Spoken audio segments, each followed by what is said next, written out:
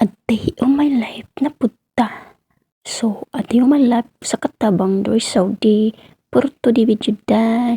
Siyempre no, manglaba na punta og carpet.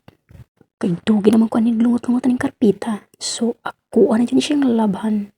Gikan misal kasi gahapon minabot. Karon ako na yun siyang malabhan. Kay magstay na po mi diri siguro mga duha na po kasimana. Ako ano yun laban siya. Kay tugin ni siya mga 3 months na niwa na labhan guys. So, habang kuhaan ko diha akong gikuha to ang sabon. Ana ra man ni maglaba og karpet. Sa iyon ra kayon ni. So, sa mga dili ka mao mulabag karpet diha, ano yung ra paglaba guys.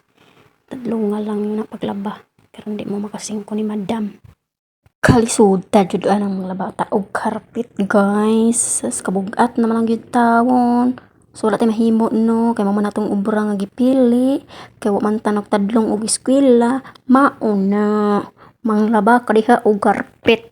Mas kang daghan na anas kong karpet gilabhan guys, tulo na kabuok, duha ka gagmay ug usa ka dako.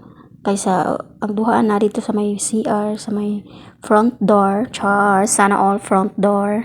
Unya, ang usa ana dito sa usa ka sala.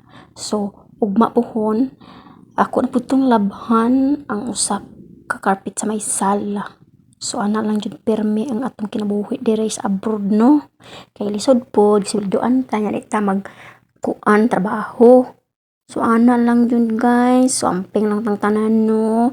God bless na tong tanan sa mga wa pa na monetize, sa padayon lang mo antud nga ma-monetize mo ni Lolo Mets. Dalay ko ng Diyos. Amen.